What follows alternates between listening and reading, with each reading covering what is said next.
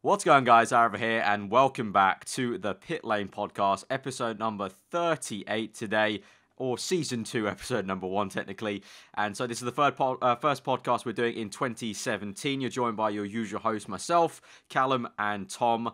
And also, I have some really great news for a lot of you guys who've been asking for it all year round in 2016. But we're finally on an audio version. We're on SoundCloud now. So you can check out the link in the description, or there'll be an overlay on screen right now to the link to the custom URL we've got. So you can now listen to the podcast. If you don't want to watch it, if you don't have time for it, you can download it off SoundCloud as well and have it on the go on your phone. So, obviously SoundCloud, it'll work on, an Apple phone or an Android phone. So you're all good. So there's been plenty of people over the course of 2016 asking for that, so we finally got that going. But the first podcast of 2017, and there's been plenty of news in the off season, so we're going to go through a few topics. So the topics we're going to go through over today are obviously the biggest one, probably Liberty Media takeover of F1, and also Manor RIPing, basically having to basically just cut their costs and just leave F1 unable to make the payments they needed to stay in the sport. And then obviously we've got some smaller issues of driver transfers that we sort of already knew might have happened. So Bottas to Mercedes, Massa coming back to F1, Verline finally confirmed properly officially to Sauber, and then we've got a few other topics we may talk about if we've got time at the end. But I think we'll start with the Liberty Media takeover, because that was quite a big one that's been going on for a few weeks, because there's a lot of debating, a lot of sort of questioning if it will actually happen. There's actually surprisingly a lot of fuss about Bernie Ecclestone. I was quite surprised. There's actually a lot of tributes, a lot of different comments by many different high-up people about him. Well, he's made the sport what it is today, so you can't forget him in this whole instance. As much as like that, he has brought some weird things into the sport, and the way he has been running it more recently has been very questionable. You can't forget that what he has done is still made the sport what it is, and it's still a very good sport and everything. You can't take that away from him. But I think it was about time that he was kind of elbowed out of his position, because he's getting old anyway. I'm surprised he's carrying on. He's how old is he now? He's about 105. It feels like he's so old, but yeah, it was about time that I think he got elbowed out of his top man's chair. Yeah, if you compare pictures of him from the past to now, it's okay, you can really tell the age difference there. But yeah, I think it was about time, because but as you said, he did so much for it. So it's kind of if you see like on a graph, everything was going exponentially up, and then the last, I would say, I don't know if you agree with me, last 5, 6, 7-ish sort of years, the curve started to curve downwards. Basically, when you started watching them. Yeah. It started to slowly just cut. There's some weird ideas there, and obviously the latest one was some of the thrilling ideas we had in 2016. But yeah, I mean, obviously he did so much for bringing F1 into kind of the money, basically. I mean, we don't like to... there's been a lot of criticism about that, chasing after the money lately in F1, but back when he came in, it desperately needed that sort of businessman, kind of tactician of bringing all the money that it has in the sport, because it needed to grow bigger. But now, I think Liberty Media is the way to grow bigger now, because it's a different era. Obviously, they're going to understand different media a bit better. They've said a lot of big things, like 21 Super Bowls. That's what they want the season to be like, which I'm quite excited about, the thought of 21 Super Bowl events, because the hype for Super Bowls is so much. And even I don't watch American football. I'm not particularly interested in it, but even I've watched a couple of Super Bowls over the past, because the hype's been so big. The atmosphere is so great. Even on Twitter, the atmosphere is great for it. And Twitter, F1 Twitter is already so great anyway for each Grand Prix. But if you can imagine so many more people being involved in the discussions on Twitter, it would just be even better. And I think watching it as a spectacle might be even better. Well, I have one qualm or one problem with the takeover issue. As much far-fetched ideas Bernie has pitched in his time, will Liberty Media cater to the one market that F1 is yet to really touch, and that is the younger audience and social media? We've discussed this before, but as they can propose as many good things as they want, but it's about time they really acknowledged, or not forced, but made the sport more open and more public to the younger audience, because it's true what they say. It's a sport for the more elderly people, should we say, and we don't really get acknowledged as much. So it would be nice to see them really try to get the audience involved, or the young audience, should I say. And also, I just feel like they need to, like, as an example, gaming is very big with us younger people. So something like esports should be a thing that should be on the agenda for them, in my opinion, if they want to really branch out to a diverse audience and really get a wider scope. Esports, there's only one issue with that, is the fact that obviously in every esport that there already is, there's always been that pinnacle game. So obviously they've just gone, right, okay, let's try and make it quite competitive. FIFA, that's the leading football game. Okay, we'll just try and make that competitive. The problem is, Formula 1 is not the leading Formula 1 game in terms of racing, because it's more for the casual gamer. And obviously there's that issue as well of if you really think about it, every big esports, they don't actually have the problem of that whole arcade v sim sort of thing, because, you know, something like COD, there's no real life equivalent. Even FIFA, there's no real life equivalent, because it's the way you play FIFA is obviously so different to actually how you play football. Yeah, so different. Yeah. And the same with, like, you know, Dota or World of Warcraft, everything. Like, that's the big issue that faces motorsport esports, is, like, you know, so many people within the community are bigging up the fact that it could become quite popular, but then they forget about the fact that actually a big reason why these bigger esports are so popular is because a casual fan can play the same exact game as the competitors, but you can see the huge skill gap between the two. But that's just not the case with motorsport, because, as you said, there's so many different, like, games out there, or sims out there, that you get, like, a divided audience of, like, what they're playing. I do agree that is true. Obviously, the reason I'm saying this is because I'm basing myself off of the FIA Formula E Vegas esports event, which happened since we've done the last podcast. That happened, and with the exception of getting the main team, which is the winner, wrong at the time, it was a really good event. And the fact they managed to get the real drivers involved and seeing people like Felix Rosenqvist fighting for the win, it was good. I think it overall went really well. Obviously, you make the argument, yes, they all were sim racers. They all did not play the F1 game. They played sim racers. But then again, there's not really an official Formula E game. So that's true. The debate is, okay, what game do you play it on? But I'm just saying it is doable if you really wanted to do it, because there is enough people who play on simulators. I mean, if you look at FSR and things like that, there's plenty of people, even on the iRacing side. There's plenty of people out there, and even people I think like Noble, for example, in the F1 game would easily jump over and try. So I do think there is a possibility there. So it would be something that I would like to see. I think also with Liberty Media, will we see a further investment on the F1 game itself, which could lead to potential more money being put onto the game. We'll love that, yeah. It's one of them things. Like. This is all involved around the young audience, like I said. So if they can make an investment or a push towards really driving the message home that they want to try and make it more catered towards I think everybody, and that would be a good step for everyone. It's a tricky one, because that's like a really, like, I think, exciting area to think about. But, like, as you said, I'm actually sort of with you there. Like, they haven't really talked too much about any of that sort of area. And I don't think they will, because obviously when they go to, like, interview by Autosport or, like, Sky, none of those media outlets really care about that stuff. They care about the actual, just the event, obviously the 21 Super Bowl. So they don't really talk about any of the other stuff, like, that they'd be doing off the track. So it's never really come to discussion. But the issue is, the problem is, obviously, getting esports right is going to be a very long-term thing. It's not going to be something that's we've got esports now. It's like a 2-3 year plan. So, but obviously, so that's one way of trying to get the younger audience in. But I think the biggest one is just the excitement levels, which obviously we've spoke about making it 21 Super Bowls.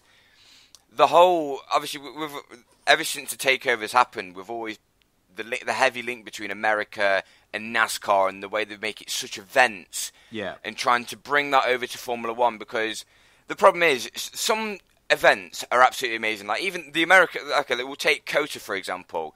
The build up to that was absolutely insane. Some of the stuff they're doing on the grid and everything.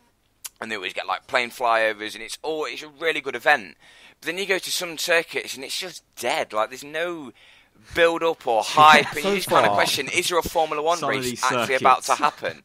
I've got to say, so far, like I said, this is the one issue I have with them, like the only main one. The rest of it sounds really good so far. I do want to say, another thing, why I think esports is possible was because if you look at the Formula E event, that was an FIA event. FIA obviously control motorsports. So it's only a question possible. of if Formula One or FOM want to take the plunge, it could happen. So it's not that the FIA don't want to, it's if Formula One wants to. So there's more of a possibility there. If FIA were like reluctant to do something like that, then fair enough, you can't beat the system. But it's just if F1 wants to take the plunge. Now, in terms of the rest of the stuff, which I'm really excited about, Liberty Media, like, it does sound really good on paper. They seem to be quite determined to put a cost or spending cap. No, cap. That's the one. Cap, yeah. Like a cost cap on like the big teams, especially people like Ferrari, spreading the money out a bit more evenly. You know, they seem quite determined in principle, but I want to, like I said, it's only talk at the moment. I think one of the biggest, biggest things that will like test that is if I can't remember exactly how much it is, but there's that special sort of the Ferrari package of bonus. You're Ferrari, so you get extra money anyway just for being Ferrari. You've Ferrari. been with us for this long, so you deserve this extra bit of cash. I think honestly that is one of the most like age-old bonuses I've ever heard of, and it just sounds so stupid. Yeah. Like, you're this brand. That's a Bernie thing. So yeah, it's a Bernie thing of like, oh, you're Ferrari, we like you, you know, so you know, stay in the sport. Here's your extra money. It's like, to anyone else in any other sport, that just sounds so. It'd be like, oh, you're okay. Let's take for example. Okay, so you're like one of the older Premier League clubs, like, you know, Liverpool or Man U or like, you know, Chelsea. Like, oh, because you're that club, you'll get a bit of extra money just for being you. It just sounds stupid. Well, that's actually, yeah, you mentioned that is a very good example to take from the way the Premier League is the only league in the world which basically spreads the TV money the way it does. Because if you look at other leagues around the other parts of the world, like for example La Liga in Spain, Barcelona around trying to get all the prize money, whereas in the Premier League you could see that last season the team got relegated got just as much money as the team who won the league.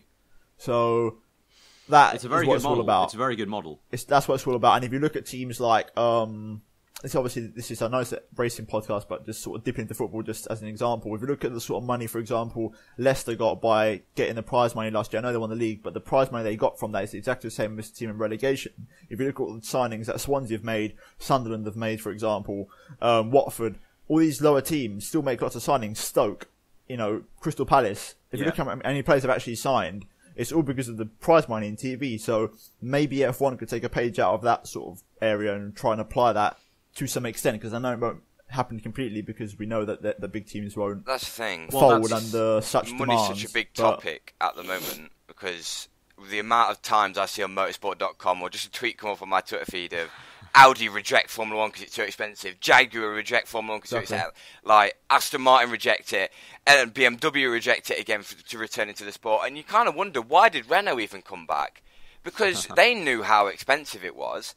So you kind of, obviously it is a way to promote a brand, but when you're such a big brand like Audi, Jaguar, Aston Martin, you don't really need Formula 1 to really promote. As much as obviously Mercedes is probably quite a good example. They got to the front and their actual road car sales did increase. Not sure about how much, but it did increase. And obviously they was able to use the money from Formula 1 to maybe put that into road car into Formula 1. It was all just, everyone was helping each other within Mercedes, but money's such a huge thing at the minute that it's I think that's the biggest thing. They need to limit it at some point, because a 10-team grid is not enough. I'll give you an example. I'm going to say that now. It's not enough. I just think if you put the pressure on Ferrari, they will cave. They won't leave F1, because that is the only market they get publicity from, because no one can go out and buy a Ferrari. So you don't see many of them on the road, so therefore you don't get much publicity.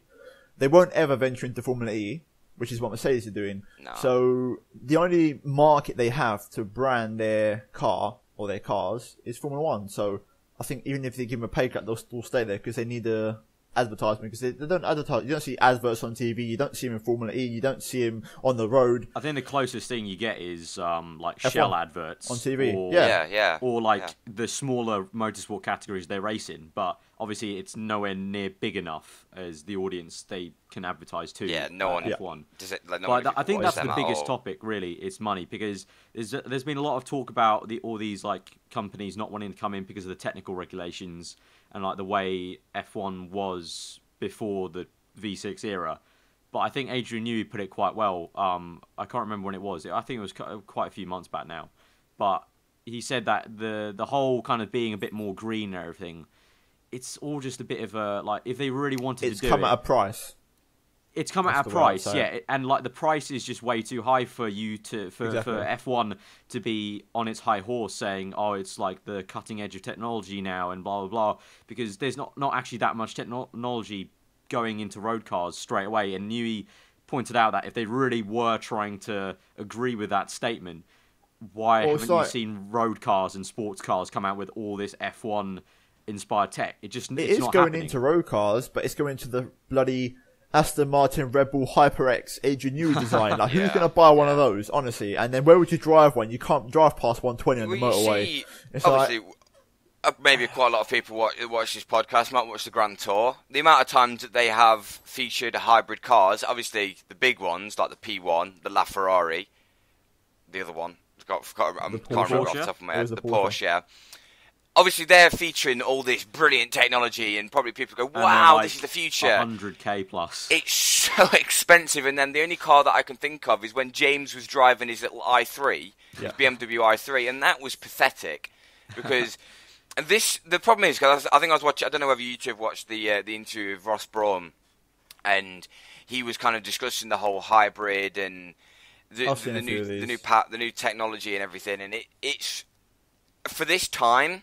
It's too early for this time. Maybe not for Formula 1, because obviously they can do it. They've proved it in 2014 onwards, and obviously every year they've got better and better and better. But in terms of road cars, I don't think they're ready anyway, even though they like to copy off a lot of the technology from Formula 1 onto road cars. And with the cost budgets so high, now they've done 3 years of... that they've got the most, or they're getting to the most, especially Mercedes and Ferrari, they're getting the most out of what they've got already.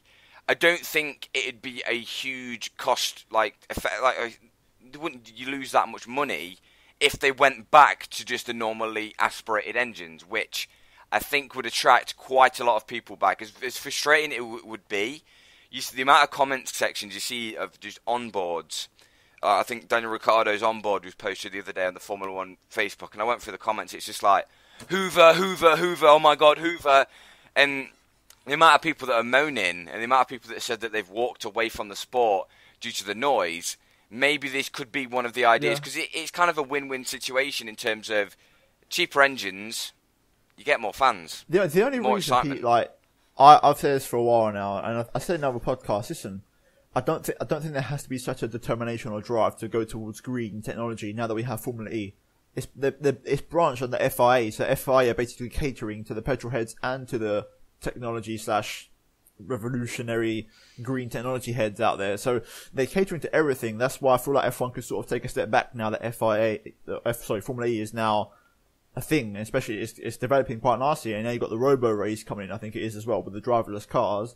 It's like, there doesn't have to be such a determination to try and get the green message across now from one anymore, because it's actually costing the sport by not having teams participate and also teams fold, like we had with Manor over the winter, which, basically put the end of the cycle to Caterham, HRT, and Manor, the 3 teams that came in 2010. The original, yeah. So, original 3. It's like, the only reason that there is not a bad reason to go back to a V8 aspirated engine. The only bad reason there is, and this isn't for the sport, is because just morals, basically. I can't go back on my word because I said this is the best thing, so this has to stick with, no. Well, that's the thing with Liberty Media. They probably will just be like, oh, sod it, that was a bad idea, let's go back. Liberty Media have got such a free roam in what they can do. I'm not, and obviously, we literally just, one of the topics that we want to speak about with the new regs and everything, even Liberty Media have gone, these 2017 regs might not even be that good. when have we started talking about this? Ages ago. How long has it I been think we started discussed? talking about it this time I last think we year. did. Yes, I think when the new This regs time were last released, year, like, or when they were and just only about now- being confirmed. Only now have like the big shot media outlets like Autosport and Sky even started like questioning these rules. Like they spent a year hyping them up in adverts, like, oh, the new 2017 regulations, and then finally, after like a year, they've kind of woken up and gone, hang on a minute, like, is it really even going to improve racing? Oh, wait, it might not. Oh. It's probably not even going to improve racing because No, it will. What it will do is more aero. what What's it will that do gonna is it will. You'll see a little bump up in interest because of like the way they look, and you'll maybe get some older fans that maybe left the sport coming back for like one race because they'll see the look of the cars. But then everyone will kind of wake up and see like the big gaps between teams. I really hope That it's race not was the shit. case. I really hope at this point, you can quote me back at the Australian Grand Prix podcast. I really hope that Red Bull are close to Merc and like teams are closer. But I really think it will be a lot like what we had like in 2010 sometimes, where there are huge gaps between teams and huge gaps between packs. Because Speaking of 2010, we've also got the one-stop races probably. So because it's focused on aero again, but it's back on aero, which I like. But because they haven't changed the regulations in a way where it's like it's not they haven't determined scrapped on the previous to they create haven't new. scrapped all the stuff added. about Yeah, like the emphasis on front wings and the emphasis on downforce being generated from that to the rest of the car, because they haven't changed any of that and tweaked it. It's going to be back to the same problem we had before. Whereas if they had changed it in a way where, okay, it's less reliant on the front wing, it's less reliant on the actual downforce on the top of the car and more underneath the car, and a bit clever ways to create downforce, it's still going to have the same problem of the whole, following a car, being able to slipstream them, overtake them, and then that follows on to there was I can't remember, it was I don't know which media outlet it was. I think it might be Motorsport because they basically own everything now, don't they? Yeah, they do. Yeah. But there was that whole kind of Liberty Media say they are interested in scrapping DRS, and like so many people are like, yeah.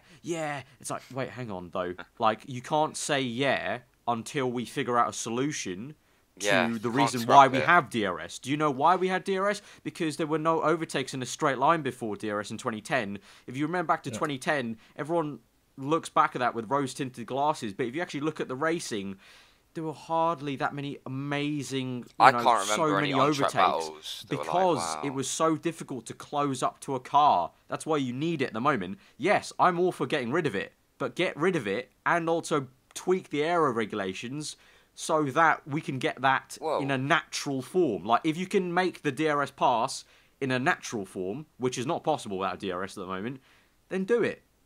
By getting rid of the problem, you're making another problem. But because you're not solving. Could you imagine last year without DRS? Oh just for, my god!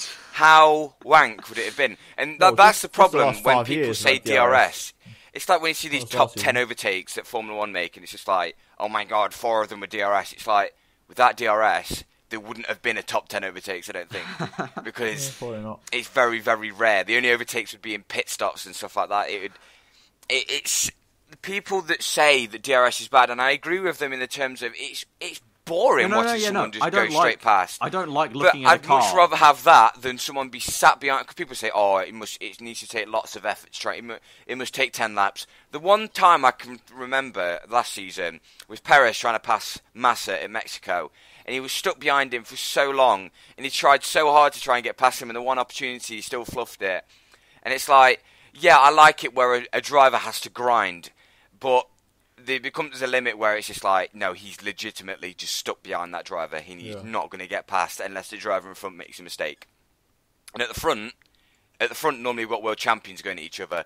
World champions don't normally make mistakes in races. Yeah. So you see the issue there. And obviously we've complained all last season that there's not enough battling at the front. Like the amount of times that I got criticised for my rating of races, because at the end of the day, you've still got Hamilton leading from the front. From start to finish. You can have as good a race as you want, but if the Mercedes come 1-2, then it still ruins it. a little bit. It's more like it was a great race if you really think about it, but it wasn't a great race off the cuff. And most of the time, the off the cuff impression is the one that matters. Unfortunately, that's the one that matters because, especially if you're talking about taking F1 to a global audience. You know, again, I know we're kind of going off to different sports a lot of the time, but it's because so many other sports do it so much better. If you talk about football and you talk about a match and it's a great match, you know, off the cuff you can say it's a great match, and then if you look at it deeper, it's a great match. Whereas F1, a lot of the time you can say, oh, it was a really bad race off the cuff, and then if you look at it more detailed, there were some great battles in the midfield, but the global audience doesn't care about the details. They care about that 5 minutes they look on Twitter on the tube in London and go, oh, was it a great race? No, it wasn't. Okay. It needs to be off the cuff great for it to be growing as a brand and as a global sport. That's one of them races where I said this on Twitter the other day and I got my nose bitten off for it and I probably will now say it again. But Koto 2015, right? That was a great race off the cuff, but who came 1 and 2? Yeah, but the only difference is there was actually a battle for the lead because the Red Bulls got involved for the first half. First half, yeah. But that's the thing. This is why I got my nose bitten off for Brazil when I actually rated it reasonably low compared to everyone else because Hamilton still led from 1 and 2, and obviously I don't get why my nose got bitten off because obviously I'm a Hamilton fan, and yet people still. Yeah, 2016 Brazil, and it's just like, but Hamilton still led from start to finish. I know as much like Verstappen went through the field and but I guarantee we can't deny the fact that we still waited around for an hour for the bloody race to actually get going. The moment, like the Brazil 2016 highlights. It was a great, fantastic race. Brazil live, watching it as a fan. Well, I wouldn't even say like waiting highlights. 3 hours or something. I wouldn't even say as a fan, I'd say it was a great race for Max Verstappen. That's about it. Verstappen made all the action happen in that race. What I'm saying, with Koto 2015, I give you an example. I guarantee that race would be held as in such high regard if Rosberg had won the race, not Hamilton. I put money on that. Just an example. Because they would be like, oh, well, same old, Mercedes won 2, Rosberg wins, the Red Bulls could have won, whatever. But, I just feel like overall with the whole, we know F1 have got it wrong, so we just got to see where it goes. Now, obviously, I mentioned previously about the spending costs. Guinea pig year. Yeah, I mentioned before about this spending costs and how teams have come and gone, and obviously one team that has gone and not come back for 2017 is Manor.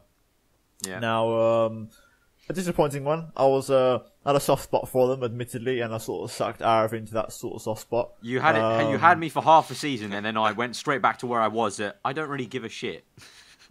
I'm sorry, like it sounds really harsh, but like it's a big problem. Is F1's costs like that? That is the biggest out of all this like racing stuff, DRS stuff, downforce stuff. The biggest thing they need to solve first for me is the cost. Like this V6 hybrid engine, as much as it's great for technology, and frankly, actually, I don't care too. I'm one of those people that doesn't actually care too much about the sound. I can get over it.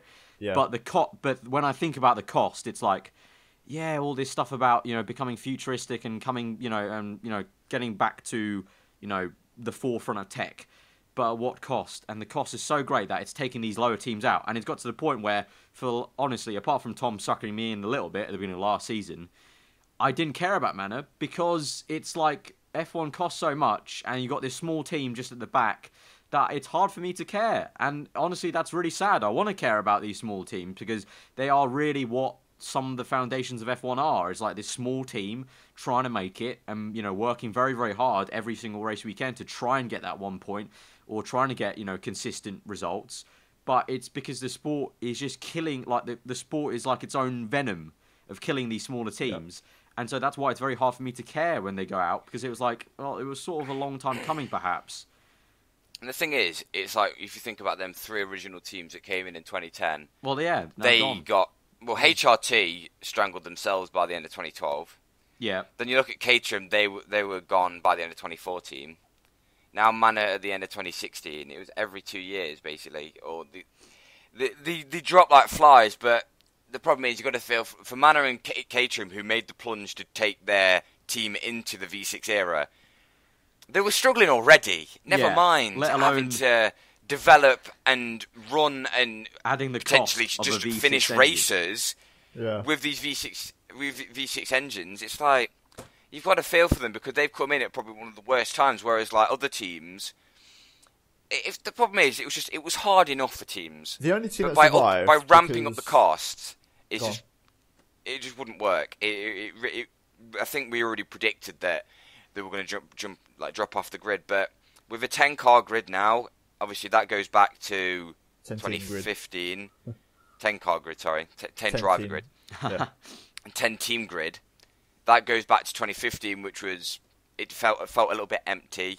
Yeah, I agree. 2009 I thought felt a little bit empty. I feel like 22 is like the minimum. 22 is like a nice number. I just think overall with the whole situation, the only team that has survived because they came in a bit earlier is Force India. Obviously, they built upon the foundations of Jordan, which built upon the foundations of Midland, and then Spiker, and then eventually Force India. So it went through like different phases. But Force India built on that sort of foundation and managed to survive. And look where they are now, the fourth best team in the grid. So that's the only sort of small independent team that have made it. But it isn't possible anymore. It basically it reaffirms the point that the V6s are not good for the sport or those that are coming in unless you're Haas, where you have a lot of financial backing. So what was we saying all last season about Renault? We was like, Renault's going to do good in 2017. Renault going to be good. Oh, it's a good move for I think they can to go to Renault because they're going to be at the front. Spend. Why? Because they've got money, and that's the sad thing. And it's also we mentioned the last podcast, the season roundup. Me, Callum, and Justin, because Tom was away for that the last part about Haas, about the fact that they've really kind of question marked. They've given a big question to F1 about the whole customer car thing because they're a new team in F1, and I don't think they're going to go away for a while. And the reason is because they're effectively the nearest thing we've gotten to a customer car. With the whole Ferrari help and kind of the engine and the whole kind of using the wind tunnel, blah blah blah. And they're looking, they had a fantastic first season. They broke the record. The first first race they did. And I think they're going to be here for a while. And the only reason, really, is not because, they're a new team, they've done really well, they've been smarter than the likes of Manor and stuff. It's because they've had that money backing and that kind of intellectual backing. Haas is so close to a factory team, they could almost build their own power unit in 5 years' time if they really wanted to. They've got that much money. They could actually become their own and they're not even a brand new team, in a sense, because they've just come from NASCAR, where they've already made money there. The problem is now, I don't think we're going to see a brand new team anytime soon. We're going to have either a customer car like Haas, or inverted commas customer car, because it's the closest what you can get to a customer car. Yeah. Or we're just going to have a manufacturer take the plunge and go balls deep and go sod it. You're not going to see. We're going to put a lot of money into this. Private independents coming in. I don't think it's just not viable. Like even when those three teams came in 2010, when the costs were a little bit lower than it is now, it was still pretty damn high in 2010.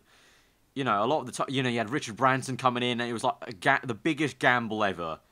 And it was like, why you like? Sometimes you could just question why. It's like because it's fun, but it's not going to be sustainable. You really are just taking a plunge of like it's a losing investment. I'm going to throw all my money into this, and we'll see how it goes. But I think Richard Branson, I think he's sort of the. You need to be 2009 when he sponsored Braun. He was like, "Oh mate, we're winning, and I'm making lots of money." And then he was like, "Sod it, I can make my own team in all this," and literally just dropped off the face of the planet. Yeah, that was literally the moment after 2010. Well, because one of them is a bit of a genius and has a bit of experience when it comes to F1. The other one just has money, so obviously he's going to win out of that. Yeah. It's frustrating for me with the Manor situation because it's annoying. Especially, I've seen this before. I've seen these sort of videos, but when they've the car's built, it's there. Like you saw the pictures of the prototype, it's built. It's annoying because it's like they're so close to the end. The front wing looked complex. Like they started. They had like these inside wings. The front area looked pretty different to that. Like in previous years, the front wings looked very very similar year to year. But this year actually looked genuinely like they'd made a step and tried to copy some things that we've seen from past big teams. Like I think they had the L-shaped little cascade coming off. And that was a lot similar to what McLaren and Red Bull have done sometimes in the past. So it was frustrating. And also, like Tom said, because you see the whole thing. It wasn't only the front wing. They're the whole thing. The rear wing, you could see the whole kind of, the shallower kind of bent, nice kind of, try to be a bit clever with it. And it's just frustrating sometimes to see everything, like all the details. They're so close. They just needed that backing to actually get it manufactured, and they'd be ready to go. Especially transfer that from the 50% model to the full-scale model. That's what it was. Obviously, yeah. And but it was done. Because I remember reading articles from Motorsport saying, like, in pre-season testing last year, they'd already started working on this year's car. So they've been working on that for freaking ages. And it's just a shame when you see pictures like that. It's like, I remember, you know when Braun came into the sport, the Honda, if they'd raced in 2009, that car was already built. It was already made. Yeah. Braun just scrapped it, made a completely new one. So it's like, that car was never raced, and in a way, it's like a shame because you think, what if? Yeah, what would it have done? But then again, in Braun's case, it was like, sod it. Well, yeah, we'll make our own because we're good at making making cars. Yeah. It's like you just think, Audi, listen, just for buy a season, it, just come in, just see buy this, see how it goes, and if you don't like it, just leave again. It's slap it on the built, track so, for Australia, and then if or, you like the Toyota, car, keep it. If you don't, BMW, sod off.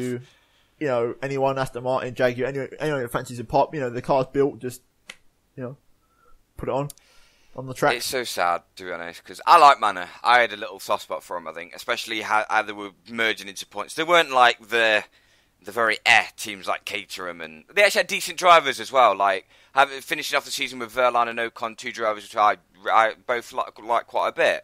And they were starting to make a little bit of a name for themselves. The livery was actually getting half decent, which some of these lower teams seem to not have a clue about how to make a livery, but then again, top teams can't. No one can. And I don't know, they were getting some sponsors on the car, and the problem is, I think, do you know when they had the takeover, and obviously the new owner was like, oh yeah, I've got money to spend, it's gonna be a long-term thing, I'm gonna be around for a while. I don't think he realised how much money it costs. That's the problem with one. His wallet soon depleted, I think, and he soon realised that this isn't a sustainable thing. Formula 1 isn't sustainable, full stop, but it's all about the sport, and if they can get the prize money, then the moment they get obviously more prize money than what they've spent, then well, that was also another big thing. The most ironic thing was what was it? was the fact that Sauber got the points, and then Verline ended up going there from Manor. Yeah, and the person who got the points was Sauber, was not racing for them this season. Yeah, NASA. It's just so like, okay, well, you did the job to keep them in the sport. Like NASA, like you did the job to keep them in the sport, and you also basically took out the other team, and then you're not in either team. Yeah, obviously with NASA, it's an unfortunate one because he lost his big deal with Banco de Brazil, which is like the main sponsor on the Sauber. Yeah. So that obviously put a nail in his coffin. But yeah, it's a shame that Manor had to end this way. So probably picking up from, obviously, Verline going to Sauber, we could probably just talk about the very, obviously, old news now for us, but obviously we've got Massa returning to the sport to fill in, for, obviously, Bottas, because obviously Bottas went to Mercedes. Obviously, all of these were so predictable. The most exciting move since sliced bread. I know. I've never seen something so anticlimactic. When they were like, I think when they made that Photoshop picture of like, when they were releasing all three drivers, when they was like, oh yeah, Verline's gone to Sauber. Oh, who's going to be the next driver? Attention. Oh, it's Massa. What's going to happen? Oh, and who's the last? Oh, it's Bottas. I wouldn't ever have guessed at all that he'd gone to Mercedes. It was, it's not like we'd already heard that Bottas was seen in Mercedes doing a seat fitting, and Massa was already rumoured to come back. It's not like as they were doing that whole three-picture thing, someone leaked it, like the picture of him in the Mercedes shirt. Yeah, it made no sense, but it still hurts me a little bit that Massa's come back. I feel like that whole last season of the whole farewell. Oh yeah, that was just kind of straight down the bin. Yeah, now it's just like, well, why did we do that? What was all the fuss about? Because you're back this year. It's like Button just going, oh yeah, hey, I'm back now. Yeah, I'm back. It didn't really make any sense, but you know, maybe the Massa fans will be happy. Even though last season we all agreed that it wasn't mediocre. This season. Mediocre is probably the best word. Whereas obviously a lot of people are like, why don't we get someone else in? But I think even Williams are like, okay, we don't want two rookie drivers. As much as bottom teams can do that, Williams are still a midfield team, mid to high in the current era, and they need two. I think two at this drivers point where they're really they can carry them forward. They're bagging on Stroll being good. They've really got a bag on him. They basically are, because a lot of the time they don't have much else. Bottas was the big point scorer for them, so Stroll needs to kind of, because Massa, just because he's now the number one dog in the team doesn't mean he's going to exponentially improve and get those points now. So Stroll's got to be the one to maybe take Bottas's kind of carry on from chalice where he left and off. get it. Yeah. But other than that, I don't think Massa's probably. Well, if he'd carry on, I don't know if he does another season after this season. It'd really confuse everyone. It's like, why did you want to go in the first place if you're now here for 2 years? Yeah, you said you were ready to leave, and then now you're like there forever. It makes really no sense whatsoever. But it's good to see him back, I suppose. I think he's keeping the 2016 Williams, though. Yes, he is. I think he's... At the moment, it's sitting, I think, in the Williams reception area. But once he leaves again, he's going to actually take it with him. Instead of taking the 2017 car, which was that is actually... What's he going to tell his grandkids? It's like, oh, well, this was the car that I retired in, but then I raced for another year. The first retirement. And then kind over of like here, a Schumacher. kids, is the second car I took after I retired the second time. You just have like an entire list. I retired about 10 times in a row. I've got 10 of the cars. That's probably quite a good little strategy, actually, to get all the cars. Just to get here, car collection. like Hamilton's like, oh yeah, why can't I get to keep my World Championship winning car? But yeah, and obviously a little bit further down, well, a little bit further up, sorry. But with Bottas going to Mercedes, it's kind of everyone's gone into the perspective of, yeah, Bottas finally give him a run for his money, even though Rosberg was giving him a pretty good run for his money, or it's Hamilton's gonna boss this year. It's a season to basically lose, to be honest. Which I think everyone that's saying that is so stupid, so stupid. Because even last year, you two were like, "Oh yeah, Hamilton's got this season. He's gonna come back." Well, yeah, me and Tom. I don't know about Tom. I'll fully admit I ate my words. Like I really did not see it coming. But there you go. Like many things can happen in F1, and that's the beauty about it. And with Bottas, yeah, like I know I'd said it's like I joked about it being a very uninteresting like thing, but for him it's a great move. It's really great for him to have that car. Like anyone, if you're told you're going to have a Mercedes 2017 car, you'd be like, oh yes, like he's basically got a guaranteed at least second if he does a good enough job every single time. And even for Bottas, that's not a position he's ever been in, and he hasn't got very many podiums. So to just be in that position alone is great for him. And then to have the chance, if he gets it right, if he's able to psych himself up and, you know, really have a stab at it, you know, I think he could win a couple of races and have at it. And I really do hope that he can challenge Hamilton somewhat because, you know, for the sake of the sport and the season, it'll be interesting. Because other than that, we're kind of then banking on Red Bull being able to match Mercs. And if they're not, then we really are only hoping on Bottas being able to match Hamilton. But I think I want to address something that was the stupidest thing I might have ever seen. And a lot of people, I think, on Twitter are agreeing that the whole Hamilton's dad coming out and saying that Bottas should be careful because Hamilton ends drivers' careers is perhaps the stupidest thing I've ever heard. God, I hadn't heard that. Ever since watching the sport. I think the exact, I don't know what the exact headline was, but it was basically Bottas should be careful because Hamilton has the potential to end drivers' careers. And it's like, okay, let's have a look. Alonso. I think he's fine. No. Button. I think he's fine. He ended on his own terms, had some fantastic years afterwards, beat him while he was at McLaren. Rosberg. He won a world championship while his teammate. So I don't really see the ending careers here. I don't see the ending of careers. Even Kovalainen. I'd say Kovalainen's probably the only driver that he's ended. But even then, let's be honest, Kovalainen was brought in. Kovalainen was brought in because they were like, oh fuck, we lost Alonso. Get someone in.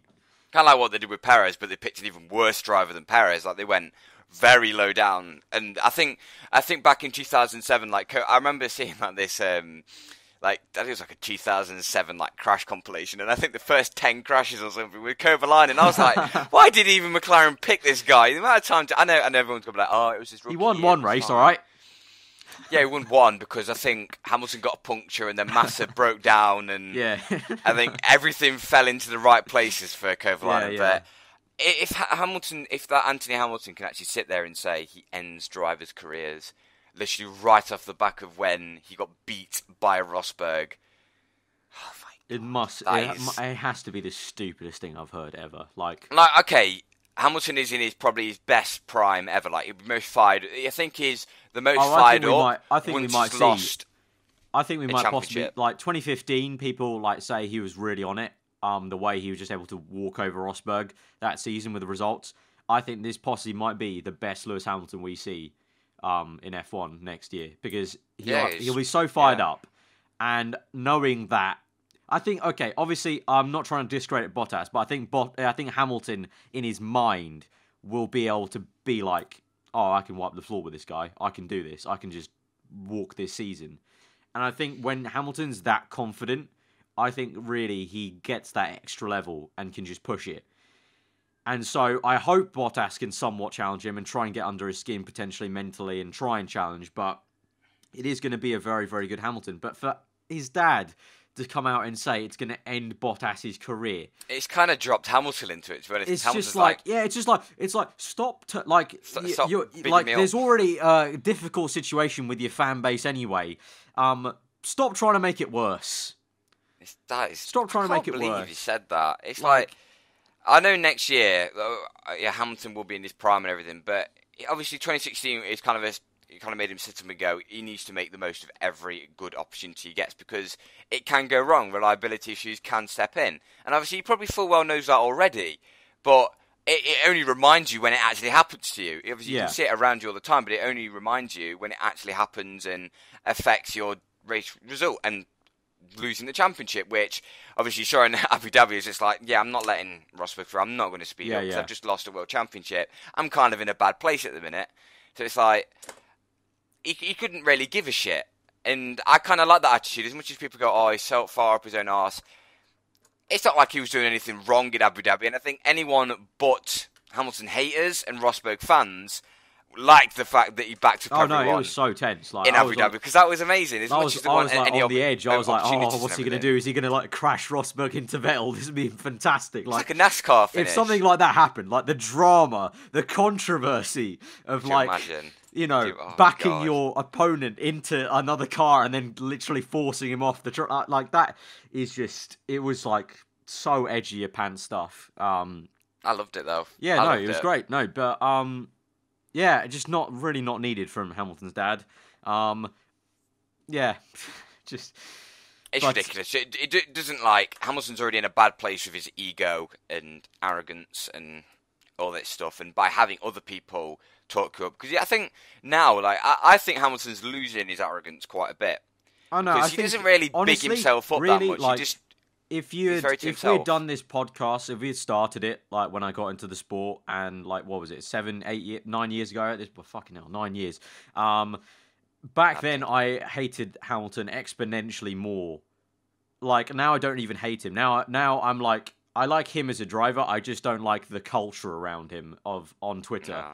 But him as a driver, when I watch him in interviews and stuff, I really do see his growth as a person, as a driver, and I fully, like, whenever the media have taken him apart about the whole, Japan Snapchat thing, or if he's ever moody in interviews or something and the media pick it apart, I'm just like, fuck off. Just, he's doing his own thing. That's him. He likes to kind of keep it closed mentally. He likes to play a bit of a game with the media. He likes to, wear his heart on his sleeve, and that's fine. That's him. And, he's grown so much more. If you look back at, like, 2011, the whole Monaco thing, like in the interview with the penalty he got, he's grown up so much more, and it's just like at this point, it's not even him. At this point, it's people around him, like Anthony Hamilton, his dad, saying this shit, and it's like it doesn't help the cause at all.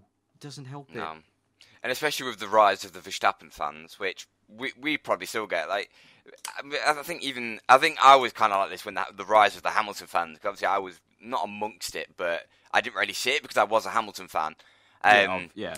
And you don't realise how toxic it is until you see it afterwards. And obviously, I know now how terrible it is and how triggered people used to get when people go, Hamilton's fault, even if it was anything random. Like, you don't realise it. The rise of the Max Verstappen fans now, it kind of that's the exact same thing, though. It's the exact same thing. I like Max as a person, I really do. I actually enjoy, like all the pre-season stuff, like especially with the two Red Bull drivers are quite, as people, they're really great personalities. So I've liked seeing what they're doing on the off season, the jokes they have, and Red Bull is obviously as a marketing team, they're really great. So I think they do the best job in trying to, give an insight to the drivers and make it all fun and have a bit of fun with it. And I like Max as a person, as a driver. Like things like Brazil just are like flipping unbelievable to witness. And just, some of the moves he made are crazy. obviously, at the same time, every driver can be criticised, and I've criticised him in the past, and that's fair enough. You can criticise every single driver on the grid. At some point, every single driver will make a mistake and do something that maybe you go against. But again, just like with the Hamilton thing, it's not him. It's just the whole culture around it is just so intense. Like, yeah, I don't know. Maybe it's hard for me to relate because Button's never had the same culture. Like, Button fans... I think he had all of the arrogant playboy sort of stuff right at the start of his career. Yeah, right at the start. And like, and all the kind of intense like culture, like fanboys around him, maybe kind of basically went away from 09 towards 010, and it's been kind of like, you know, very calm. And for a lot of other drivers, it's very calm. You know, so many other drivers, their fan bases are all very, very calm. But just for some reason, these two drivers, they're like, it's just... I think it depends on the country as well. Because I can't explain it. I can't explain it, but it's like it's all well and good, really being really, really passionate. But when you take it as far as attacking other people for what their opinions are on your driver, or when you attack people for just making a decent enough opinion on, okay, your driver appears to have got it wrong, that's fine. That's my opinion. That's your opinion.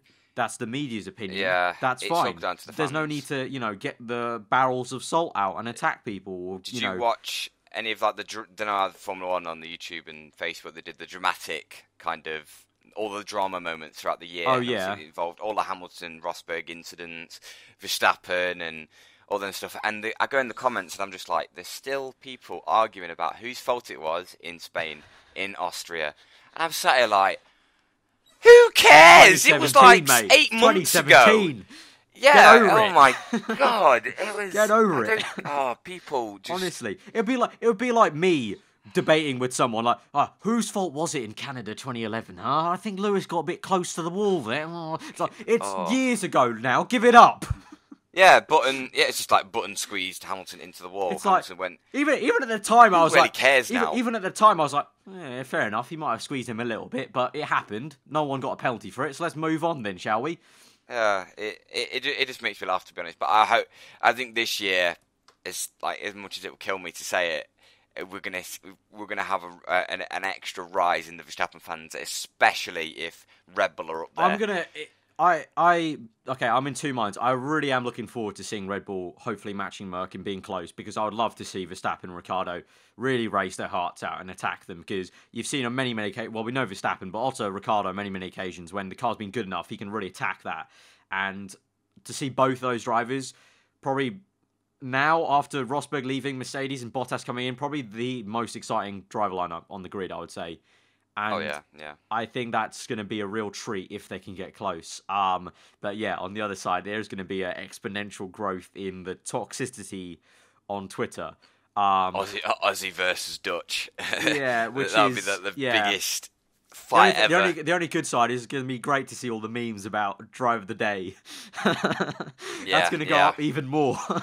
Yeah, I won't be surprised if Max Verstappen gets all of the Drive of the Days next year, to be honest. Which, when it got introduced, we was like, what is this? Like, no, when it got introduced, I was like, okay, it might be kind of cool. But then towards the end, I think, honestly, for at least for me, I kind of just lost interest in who got the Driver of the Day, because then it ended up just being, okay, so it's basically just the same as Fan Boost in Formula E. Yeah, whose fan base is the biggest, basically, because it works in other sports. Like, we spoke a lot about football, but football's probably one of the best examples. Man of the match, you can't have a fan base because it is part of an entire team, so it doesn't really matter. Yeah, well, that, and also most still of the time 10 other players. Like for when it's like decided by the like the competition or like the broadcaster, obviously just like it's like a couple of pundits and a few experts on a panel, being like who was the best player in this match. Audience. Whereas obviously when this is the fans, it's difficult. But also, yeah, as you said, even when the audience decide, I think they still get it right. They always get it right. I think yeah, a lot of the times,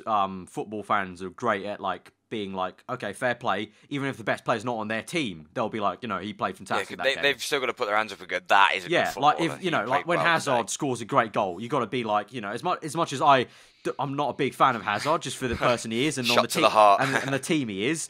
Fair play, he scored that banger goal, and you got to put your hands up, being like, okay. Same with, you know, like recently Andy Carroll scoring that great goal and getting the goal of the month. You know, you got to put your hands up. It was a fantastic flipping goal. albeit not on my team I support, but hands up, and I don't think you see a lot of that But in then, F1. apply that to Formula 1 with overtakes. Oh, no, yeah, you don't see that. And it's unfortunate, and it's very weird to see that, because I think a lot of the time you I don't know, you would assume maybe that F1 fans could be a bit more You'd think fair. they'd be better pundits than football, because Formula 1 is a much more complex sport. Yeah, because with F1, there's not that same culture of the whole. I don't know. Yeah. Basically, like lads. Like the culture and the whole spectacle of it. When you go to a football match, the atmosphere.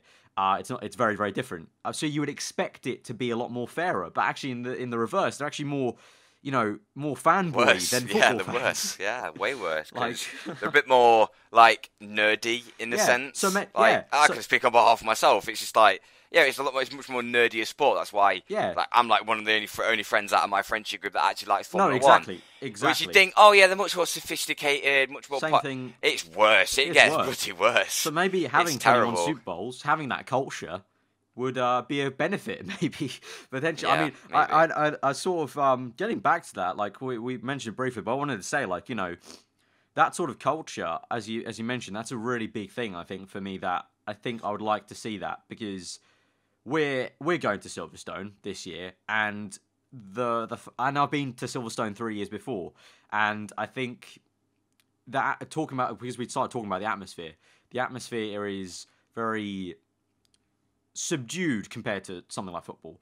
Obviously, there are those moments when something happens right in front of your eyes, like if there's a crash, it's like, oh my, like everything, like then it's like equally as raucous football, as a football match. But when it's not, it's very as you said, kind of a nerdier sort of crowd. You'd expect those people to be a bit more fairer. But with the culture, I think it'd be a great thing to see, just a bit more energy, a bit more of a whole weekend package. You have entertainment off the circuit, you just have more engaging things, because then it just makes it a better package, I think. I could just imagine from the conversations in the grandstand, it's like at Silverstone, do you think Hamilton could take these tyres 2 more laps? In football, it's like, fucking snap him, snap the lad, because exactly. he's been a knobhead, snap him. It is a very subdued kind of thing, but I think this is kind of something that's going to stick around for quite a while. Formula 1, it's the fact, it's all about whoever with Liberty Media. We've gone full circle, really. It's where they take the direction of the sport. If they take it more towards NASCAR, NASCAR's very, I want to say more relaxed. I think saying taking it towards NASCAR maybe undermines what we're actually talking about in the direction that it says, because a lot of the time there are a lot of negatives about NASCAR in terms of the actual entertainment value of the actual racing itself, but the event itself, not the racing, the event is crazy. I don't know if you remember, when Top Gear did that whole thing where Hammond went to and the culture and the whole they made fun of the whole hillbilly sort of thing, but the culture and the actual vibe and atmosphere was just so lively compared to a very subdued grandstand where they shout when there's a crash, but then it's kind of there are lively moments. I will admit, when you walk through the paddock, there are those, groups of people who are, having a good time drinking around. But then there's a lot of people that are just sort of, very closed in, and it's sometimes like, okay, we're here for the racing, but as soon as the racing's done, let's fuck off and get out of here.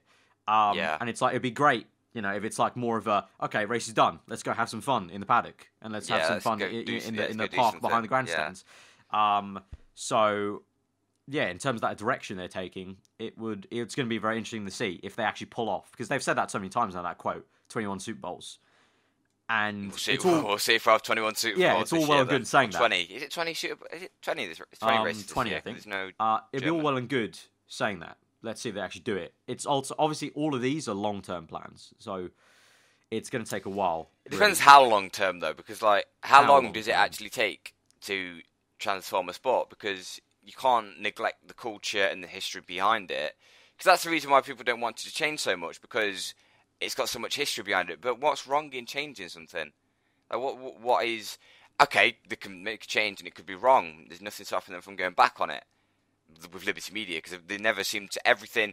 The only time I think they've seen a rule go back is last year, sorry, with the qualifying, because it was just that terrible. Yeah. But you don't normally see them go back on a rule.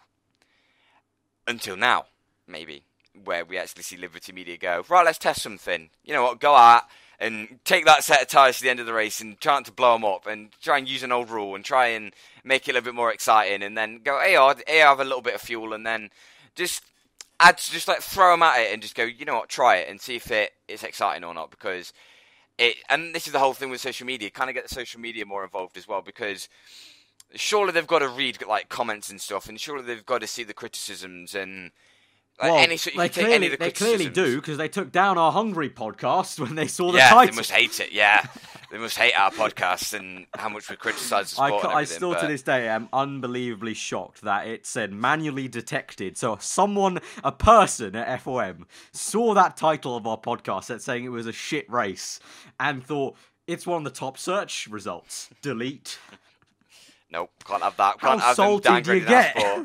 Yeah, that is terrible. That is. But away from that, you got to hope that they're looking at those sort of things, and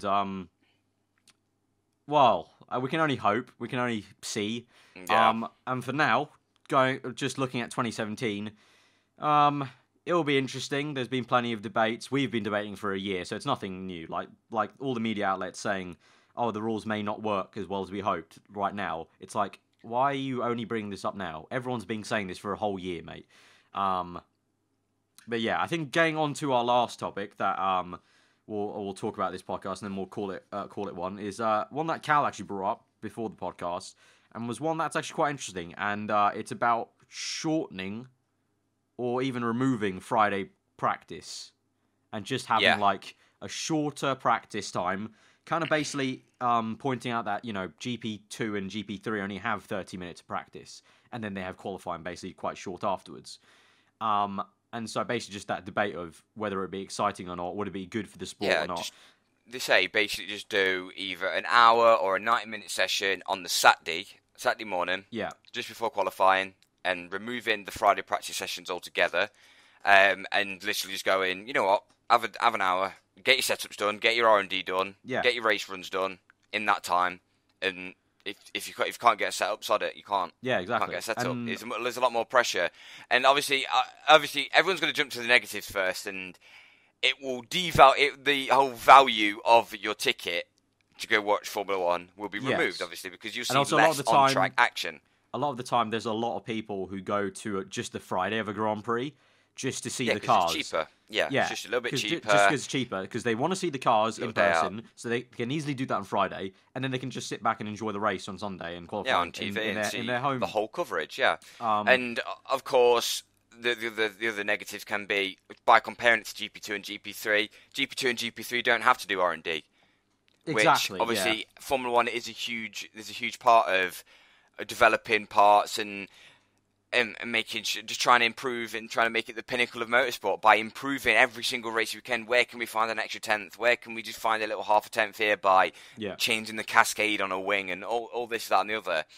But if you think about it from the positives, in terms of R&D, first off, it puts a lot more pressure on the team to try and to make a successful part, which will obviously they could literally turn up to a race weekend with this brand new front wing, and they're going to have to be put in a dilemma of, do we use this front wing because we haven't put enough time onto it? Do we throw a load of money at it? And also, they don't know much about the race strategy. Like, they can't do a full race run and see, these tyres can take this long. And I mentioned this just before the podcast, so I'll say it again. Basing it off Motorsport Manager, which I know is a bit strange to base off a game, but to be honest, people base real life football off Football Manager, and the same company produced Motorsport Manager, so it's accurate. It's somewhat accurate. In Motorsport Manager, when it's a short practice session, it means that teams have less time to get that race strategy nailed down, and it means the top teams are a lot less polished, and it means the bottom teams are closer to the top teams. Obviously, they're getting less time as well, but if you give a top team an hour and a bottom team an hour, the top team can do exponentially more stuff in that hour. So if you just give every team 30, 45 minutes max to do their practice and their race runs, it means it's just so much more questionable of what they're going to do in quali, what they're going to do in the race. No one knows what so many times we've said into a race, that X tyre is going to be the race tyre. That's going to be the race tyre to be on. That's the tyre they want to be on the entire time. Why can't they find that out in the race? Yeah, like like if they can't, if they have to do, let's say it's a 45-minute practice session, so they'll do 10 minutes of or 15 minutes of calibrating the car and making sure it's running. 20 minutes of race trim, like sort of strategy, on the tires, and then they have to do a quick 10 minutes of qualifying pace runs, and then that's it. Bang, they go in.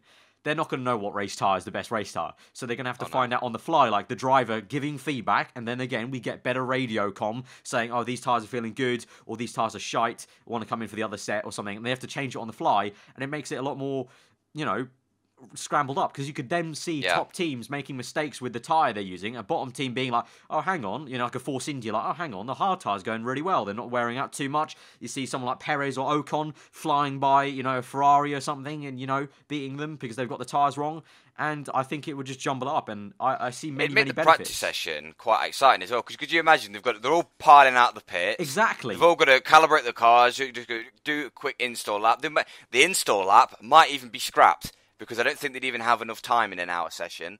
They literally just have to go out, right, okay, put on just the middle tyre is, pound round, what sort of setup, does the setup feel right? Then it would be a case of maybe 45 minutes is too extreme. Maybe just 1 hour and a half session. Because then I think that would, because I think F1, obviously, unlike GP2, I think the F1 cars do need that install lap, because it's such a... They're so delicate, these cars. They're like working prototypes for the entire season. Yeah, they're very, very delicate. Prototype, so I think they will need that install lap. 1 hour and a half, I think, would be enough. I think that would be enough. And it would mean it also... It still means that they've got to cram everything from the 3 sessions into 1. Yeah, exactly. And your point about there being complete track action, I've been to now 3 Silverstone Grand Prix on the Friday, where it's been like sometimes 30 minutes between cars sometimes, especially if it's raining, and it's just like, well... That's the thing. Wet sessions as well. They can't technically sit in the pits, because they have got to at least go out and see if their car's alright, and then they've still got to do a little bit of setup work, because obviously you can still somewhat set the car up in the wet. It's not going to be too... If you're like the amount of times now they say... in the wet. And again, they're going to still have to go out and test a front wing or something, even though in the wet it's still... You don't get the full data out of it. That's the only data you're going to get. Exactly, if they do it on Saturday, if the track's wet, it's more than likely going to be wet in qualifying. So they're going to have to go out and do quali runs anyway. Yeah. So by just cramming all 3 into 1, but then the issue is just talking around about the whole ticket prices and everything. The ticket prices would have to be reduced, but then again, you're offering less with a ticket, so the ticket should just naturally go down. Yeah. But then also, you got to think logistically, teams get an extra day to set up. They get an extra day to just kind of go, you know what? Especially if it's a back-to-back, they've got an extra day just to like set up. They can maybe on that Friday start to put the car together, be a little bit more relaxed, and then whilst the cars are being put together, the drivers can go off and do their like media stuff, because it's just an entire another day of media. Because I'd probably guess if they remove the Friday, then you just move Thursday media day to Friday. You just move Thursday to Friday, which obviously crams it in a little bit more. Because I think a lot of the drivers don't like Thursday and Friday anyway. It makes back-to-back races a little bit easier then as well, because then you don't have to set up for Friday. You got one more extra day to actually set up. Like there's not that turnaround of 4 days. It's 5 days. But people were criticising it, saying that. It's something, because obviously you know what people are like. It's similar with qualifying. Whenever they change qualifying, it's like, oh, but this is what it was like. So, but things have changed before. Way. Like qualifying wasn't as it like the system we have now about Q3, 2, and 1 wasn't there before. Like it had to change to get to that. So, and obviously the term saying if it ain't broke, don't fix it. Is practice any? Well, good? It's not broken. You can say, because. It's not broken, but it's not exactly enthralling. Like I like obviously every single time I've gone on Friday, that's my day to take photos of the car. On the Sunday I've never I don't take my camera on Sunday, because I just want to watch the race. Like I'll take like a few pictures when I go in the formation lap, and that's it. But Friday's really the one where I get most of my pictures of the cars if I go to a Grand Prix. But you could, if there'll obviously still be one practice session, so you just do it then in terms of that. And obviously, I really do see the whole point of people just buying tickets for the practice day, because I remember the first Grand Prix I ever went to, 2011. Went with me and my dad, and we sat next to this one dude who, which I don't know, we've randomly got to talk, and he was like, "Yeah, I've just got Friday session, like I'm just here for Friday, just so I can see the cars and stuff. And it's like I do really understand that, so it's unfortunate, but also at the same time, there's so much more to gain in terms of the actual racing on Sunday by having this restriction in practice. It's a hot topic because there's so many pros and cons with it. And then it comes down to cost again. We're just going back to cost. The cost is just too much. Why do people have to only buy tickets for Friday? Because the cost is way too high. Yeah. I saw a tweet yesterday by Silverstone saying you can finance a ticket. If you have to finance a ticket with APR 0%, if that's an advertisement, something's wrong. Why do you have to finance a sports ticket? Like, if I want to go watch like Arsenal v Man U or something, I can just go and buy it for £125 or something. Or like even less. Or if you want to see a lower team, okay, £85 to even lower than that, like £30 or something. Why do you have to finance a ticket for £500 or something? I think it almost gets to a point where I think Formula One and FIA need to start subsidising the tickets. I think they need to take almost an active responsibility to pay for the fans themselves, because without the fans, sport is dead. That's that. And the whole point of Formula One is sponsors. If there aren't people watching, the sponsors aren't getting the airtime. Why would the sponsors stick around and then the whole sport will collapse? Oh no, the teenagers not watching anymore. How will they ever advertise the Rolex to them? Oh god. Yeah, well, that's that poor Rolex. That's another thing. They really need to. If we're talking about like sponsors and audiences, like the days of like majority of the fans being like able to buy Rolexes is long gone. I don't think it was even there before. So it never was there. Yeah. So it's like some of the sponsors sometimes like, oh yeah, it's well and good, but they need to start picking like more actual. Like Fly Emirates. Who can afford a ticket with Fly Emirates to go? Yeah, sod it, we'll go Dubai.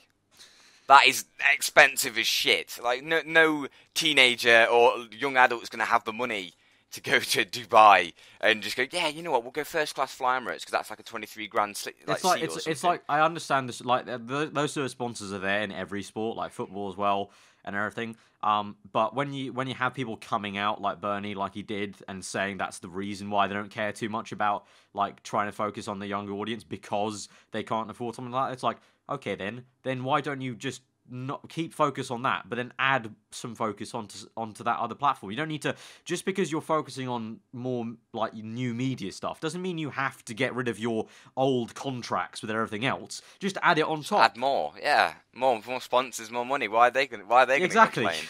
Unless they've got special contracts with Rolex where they're like, we'll only show Rolex in these X positions and everything. But it kind of made me laugh when like the Formula E race, the e-sport race, it was sponsored by Visa. I was sitting there going, who doesn't know what Visa is? Like, Visa have gone, yeah, we'll pay money because we need to promote Visa. Who doesn't know what Visa is? I think it's just a case of they're like the weirdest thing ever. A big sponsor of Formula E, and so I think when they came together, it was like, we need to throw a lot of money at this e-race, so we'll just all put in the money to spend. Just ask for Visa, give us a load of money. Visa are money, that they give us money. So, but I mean, at the same time, it's like if you're talking about e-race and stuff, you need those big sponsors to really get it going. Like you can't, it's very tricky to build up things like that with smaller, probably more focused sponsors, but it's difficult because they don't have the money. With more focus to your audience, you have probably less money. Obviously, Rolex has got infinite amount of money to throw at sponsoring events like that. So in that sense, it's good that it keeps the money in the sport. But Formula One. This entire podcast has just been money, money, money. Yeah, it's. At the end of the day, the money's the biggest problem. The funnier thing is just at the end of the day, we'll complain and debate and talk so much about it. This exact same podcast. At the end of the day, we'll still watch it because it's F1. Oh yeah. Like, let's be honest. Like, I'll say at the same time, like, obviously through the last year, there's plenty of comments on the podcast that disagree with us and agree with us. But I think we can all agree as F1 fans, no matter what our opinions are, we'll all still watch it. I mean, I say we'll all still watch it, apart from the people who just get fed up and don't watch it anymore. But your loss. Well, then again, that just weeds out the little plastic fans. Yeah, exactly. Don't need them at all. Or the Facebook fans, as I like to say. Yeah, the Facebook fans. Oh, The people that sit in the comment sections going, Facebook. I'm not going to watch until my V8 comes back. Oh, and Facebook the ground comments are rumbling. just the most irrelevant comments ever. Anyway, that's been the first podcast of 2017. Also, if you were wondering, Tom had to go midway through that podcast. That's why he's not here at the end. But if you did enjoy it, just stay quiet all this time. Yeah, we didn't say it. But if you did enjoy it, leave a like. Let us know what you thought in the comments about any of that stuff. Actually, quite a long podcast for the beginning first one. I thought we were gonna only do about 30 minutes, but a little bit longer than that. But remember, we are on SoundCloud, and if you have watched all this way to the end, do appreciate it. Let us know what you thought. If you're around here, do subscribe to this channel for the Pitlane podcast and go check out the SoundCloud account. I believe you can just follow the SoundCloud account as well. But I would say if you are a fan of the podcast and you want to, try and support us with the podcast, I would appreciate that. Even if you are planning on, basically more often than not checking out the SoundCloud, I would appreciate you come over to the video just to give it a click, just so it helps us out in that way. If you want to support the podcast continuing on, because obviously I know us three, we definitely want to continue doing this. It's something we do really enjoy, and it seems like at least there's a small, passionate amount of you that are really into it as well, especially on Twitter. So if you are going to listen onto SoundCloud, would be appreciative that you also come on the video just to leave a comment or something like that, and just let us know. Feedback is brilliant. Yeah, we love a bit of feedback. Yeah. Everyone hating on our comments and everything. But yeah, it's on SoundCloud as well, so you can check it out there. And yeah, I think that's pretty much it. So it's good to be back for 2017. I think it's going to be a good year for the podcast. We'll hopefully be aiming to be a lot more consistent. Obviously, we were very consistent in the first half of last year, and then it kind of tailed off. But I think the fact that this year, in the second half, I will not have university anymore, so I'll be able to organise these two a lot more. So I think we'll be your children. I'll be hopefully aiming to keep this podcast very, very consistent. So hopefully it can grow a lot better in 2017, and we can have an enjoyable year of F1.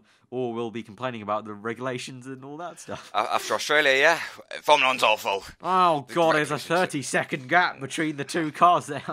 But yeah, I've been rambling on and off. Hope you enjoyed it. Links in the description below to these two guys' channels. Twitter above our names. We'll see you guys next time. Hope you enjoy this podcast, and we'll see you next time. Goodbye.